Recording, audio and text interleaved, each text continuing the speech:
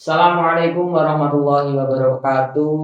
Dimanapun Anda berada, Alhamdulillah dimanapun mendengar, PAC FM, PAC PBNU Sumber Gempol.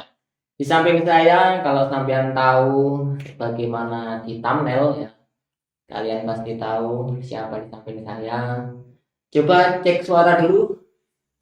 Cek Ah, dijajah. bisa menebak siapa suaranya? Ya, benar sekali. Rekan Mauludin Khaironi, ya, pelaku dari senior PAC Ibnu Rufianus Sumber Gempol. Kita di sini akan membahas tentang leadership. Apa itu ternyata leadership? Ya, Gus Dur dalam wejangannya pernah berkata keberhasilan pemimpin diukur dari kemampuan mereka dalam menyejahterakan umat yang mereka pimpin. Nah, hal ini menjadi pemimpin memang tidak terlepas dari yang namanya leadership atau kepemimpinan. Lalu apa sebenarnya sih leadership? Terus apa saja karakteristiknya dan bagaimana menjadi leader yang baik itu gimana? Nanti kita akan kupas semuanya bersama dengan Mak Roni ya, atau rekan Roni, entah masih pantas disebut rekan atau sudah Mbah Roni ya. Masih. Masih deh Pak Roni. Ya, Pak Roni, gimana kabarnya Pak Roni? Alhamdulillah sehat Mas Rizky. Alhamdulillah sehat ya. Ya, ini sekalipun masih kelihatannya ini mulai musim penghujan lagi. Iya. Jadi kita harus tetap menjaga kesehatan. Juga jaga hati, jangan sampai sakit. Iya. Ya, Mas Roni atau rekan Roni ya, selaku senior. Kaitan tema yang dibawakan oleh panitia ini tentang leadership ya, itu bagaimana menurut Anda? Apa sih leadership itu? Ya apa leadership? Terus sebelum sama jawab juga bisa karo karakteristiknya. Karakteristik dari leadership ini no?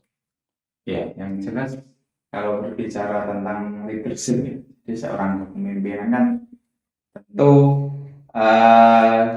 apa ya, dari pribadi kita sendiri atau masing-masing dari personal kita, khususnya kita selaku pelajar, ya, kita adalah kan seorang leader atau pemimpin. Maka yang perlu kita miliki ya, selaku atau sebagai seorang leadership itu yang pertama kita harus mempunyai keingintahuan yang kuat. Ingin Iya. Kepo. Gitu. Kenapa kok kita harus memiliki rasa keingintahuan yang kuat, yang aktif? Nah, karena yang jelas begini, para pemimpin yang dapat membangun hubungan baik dengan sesama anggota atau orang lain, ini secara alami, tentu ini akan memiliki sebuah rasa ingin tahu terhadap mereka yang ada di sekelilingnya. Jadi keingintahuan yang alami ini akan memungkinkan mereka untuk bisa saling berinteraksi dan kemudian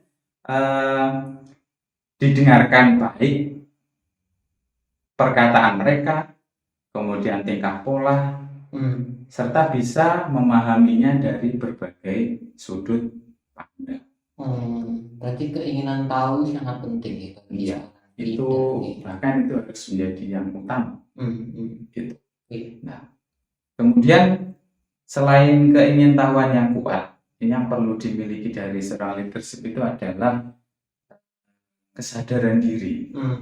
Bagaimana para pemimpin yang hebat itu harus bisa memahami dengan baik bagaimana kondisi emosional diri sendiri, kemudian mereka juga mengetahui dengan baik bagaimana kekurangan dan kelebihan. Kemudian ini akan menjadi atau memiliki sebuah tolak ukur yang akurat, ya, seperti itu memungkinkan para pemimpin untuk mengenali kemampuan dan keterbatasan yang dimiliki sehingga itu dapat memanfaatkan saran, pertimbangan dari anggotanya, ya kan? Nah, kemudian untuk menunjukkan sebuah fleksibilitas dan sebuah kerendahan hati dari seorang pemimpin. Berarti peka. Ya, Oh, betul iya. sekali. Tidak sadar nanti juga semaput. Ya lah, itu. Kemudian juga selain itu juga harus bisa berkomunikasi secara jelas. Jadi tidak gerambang. Karena gerambang repot. Jadi harus mempunyai komunikasi yang jelas. Jadi seorang pemimpin ini harus memiliki komunikasi yang jelas, memiliki kemampuan menyuarakan ide atau gagasan yang tentu arahnya nanti akan tidak akan menimbulkan sebuah keraguan. Gitu kan. Jadi genah jelas, akhirnya kan akan tidak akan ada keraguan. Jelas. Dibangun jelas. Iya, itu. Itu karakternya ada lagi atau yang 3 itu karakter yang dasar yang harus dimiliki. Ya, dasarnya itu saja. Tapi yang lain tak puncai lagi. Nah, tapi gini Pak Roni, kan yang namanya leader itu kan juga ada yang namanya mesti ada tantangan. Tantangan terbesar seorang pemimpin itu apa? Menurut sampean? Tantangan terbesar seorang pemimpin kalau menurut pandangan dengan saya itu yang pertama itu bagaimana seorang pemimpin ini harus bisa mengembangkan efektivitas manajerialnya. Jadi seorang pemimpin itu kan apa ya? Ya bisa dikatakan pengatur. Juga bukan pengatur secara otoritas, carpe diem, ya kan? Karena pemimpin ini juga mempunyai seorang.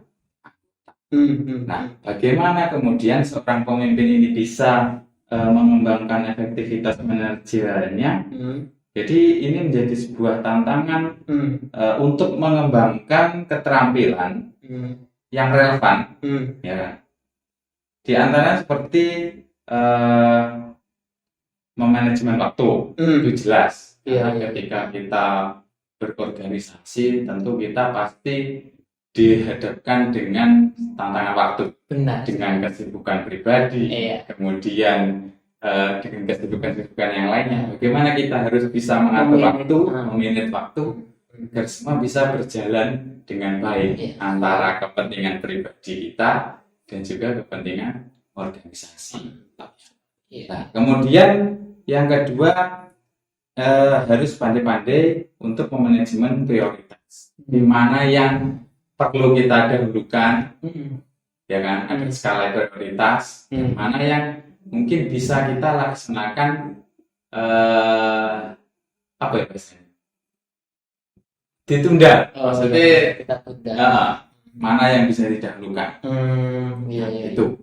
Kemudian yang ketiga ini dalam pemikiran strategi. Jadi kan tentu seorang leader atau pemimpin itu harus punya strategi di mana seorang pemimpin ini bisa menjalankan organisasi, kemudian juga mengatur anggotanya, kemudian agar strategi ini bagaimana bisa tercapai dengan baik. Dan kemudian selanjutnya pengambilan keputusan. Ini penting. Dalam sebuah organisasi tentu banyak sekali pemahaman mungkin dari anggotanya A, B, C, D yang mungkin ini juga tidak sama. Bagaimana seorang leader ini harus bisa dan mampu mewadahi semua sebuah ide gagasan yang nanti akhirnya ini akan bisa menjadikan pengambilan keputusan yang akan bisa diterima dari seluruh legowo. Nah, itu bagaimana juga menjadi tugas seorang leader gitu. Ya. Sementara itu Sip mantap. Nah, tapi menindaklanjuti dari hal itu, ini ada langsung dari respon dari rekan kita, yaitu dari DJ Sika DJ Sikasal. Ini namanya memang ngoten Pak. Ini bertanya kepada Panji. Milenial sekali. Ini antara milenial dengan alay beda tipis. Iya, bagaimana cara memilih leader yang baik? Kenapa tak leader kok? Ganteng ini mesti api. Kita pawaane tepat itu. Ini ada duit. Ya, itu gimana? Tolak ukur memilih seorang pemimpin itu ya apa Pak? Ya, yang jelas seorang leader. Jadi yang harus dimiliki utamanya seorang leader itu yang pertama adalah yang menjadi sebuah poin khas itu sebuah kejujuran. Jujur itu utama. Itu menjadi poin khas. Kenapa kok sebuah kejujuran ini menjadi poin khas? Karena kita selaku leader itu kalau mungkin 1-2 kali dari anggota ini kok mengetahui kalau kita tidak jujur, tentu kepercayaan anggota kepada kita kan pasti akan hilang. Wes ada nggak tinggal dari seorang pemimpin, benar kan percuma. Itu. Kemudian tadi poin khas. Poin khas itu kan adalah poin yang yang harus memang wajib dimiliki. Kemudian ada lagi poin utama, yaitu sebuah kecerdasan. Ya. Seorang leader mereka membawai banyak anggota, harus mempunyai sifat kecerdasan, betul pintar, orang laul, benar, jadi cerdas, iya kan. Kemudian juga harus mempunyai sikap percaya diri, karena pemimpin yang ideal itu tentu harus mempunyai sikap percaya diri yang baik. Ya, kalau mungkin di saat genting seorang pemimpin ini bisa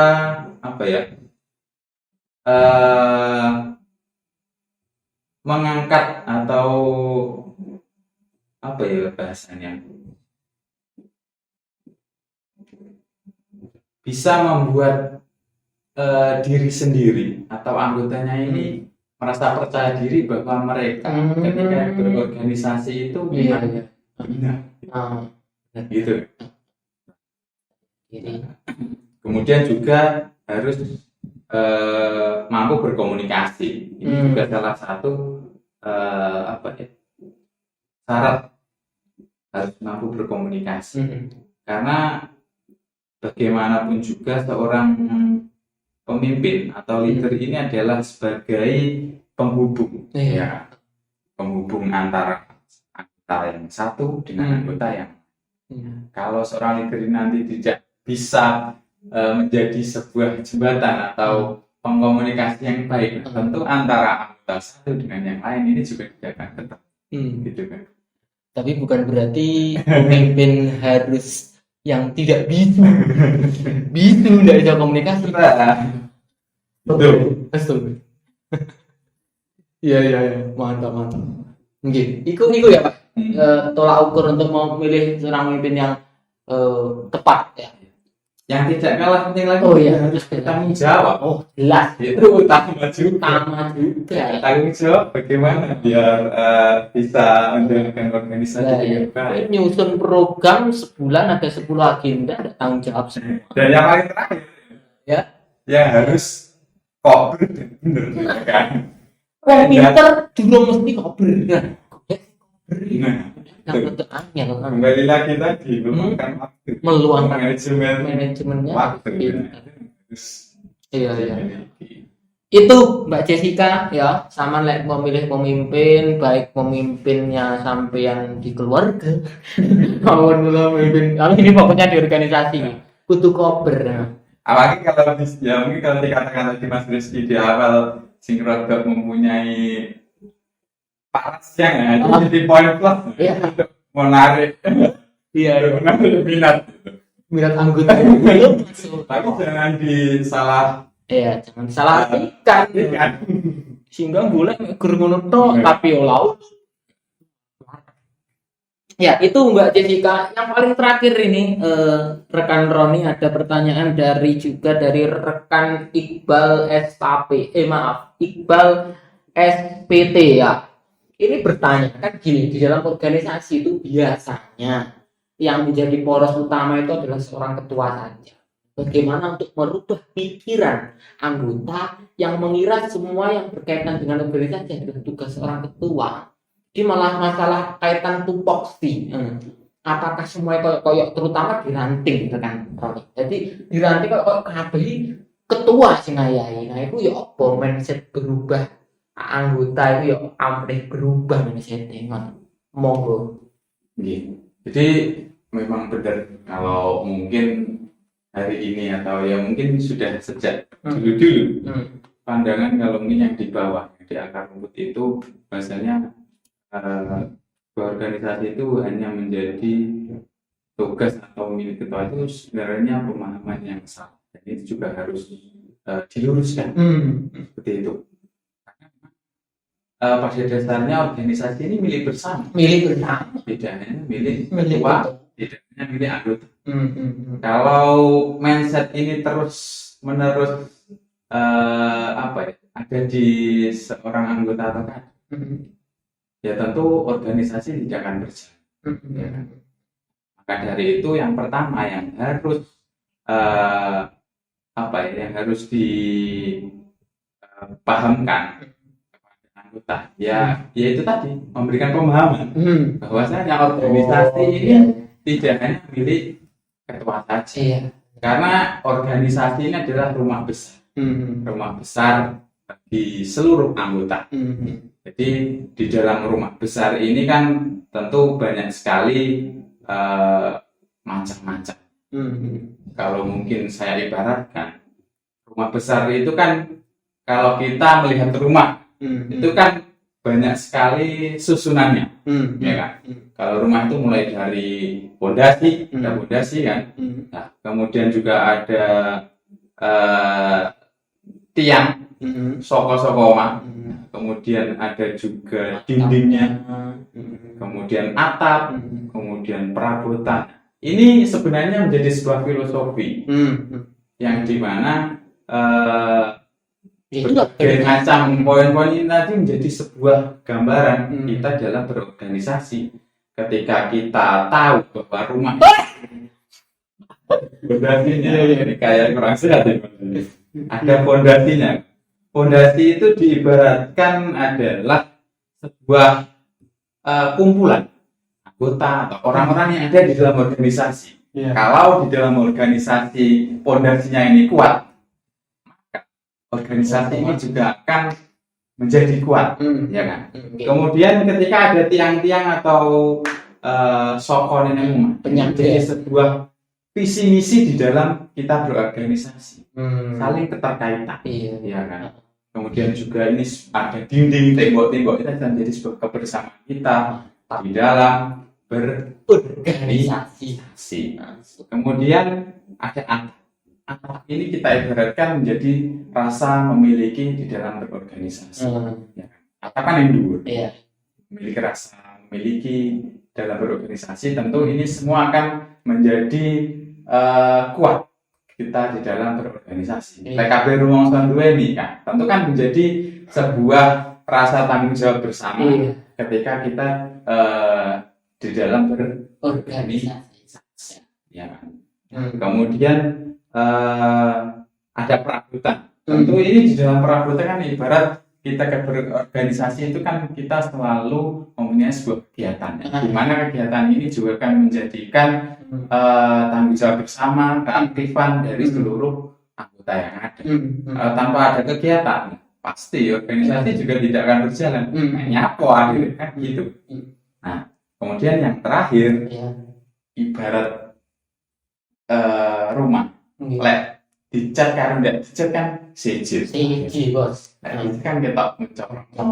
Itu juga menjadi sebuah keinginan hati pemilik rumah atau anggota-anggota kita di dalam berorganisasi, bagaimana kita mewarnai organisasi ini atau arah bagaimana organisasi ini kita bawa kemana, yang kemudian pada akhirnya akan menjadi sebuah kesuksesan bersama demi organisasi yang kita jalankan. Mantap sekali. Ya itu tadi Mas Iqbal nggak diperhatikan itu caranya sampeyan memahamkan anggota-anggota agar tidak menjudge bahwa organisasinya hanya milik ketua.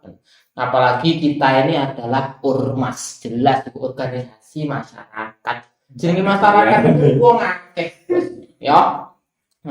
Jadi itu terima kasih rekan Roni. Ya ini sudah kita berbicara panjang lebar selama 20 menit lebih. Oke, mungkin cukup sekian pembahasan kita tentang leadership. Ya, satu quote terakhir yang saya ingat yaitu dari perkataan seseorang senior kita juga, bahwa ketika kamu tidak memiliki seorang leader yang karismatik, maka jadilah tim yang solid. Oke, sampai bertemu di pembahasan selanjutnya. Sekali lagi terima kasih rekan Roni. Sama-sama. Ya, kita tutup. Mohon maaf apabila ada salah. Assalamualaikum warahmatullahi wabarakatuh.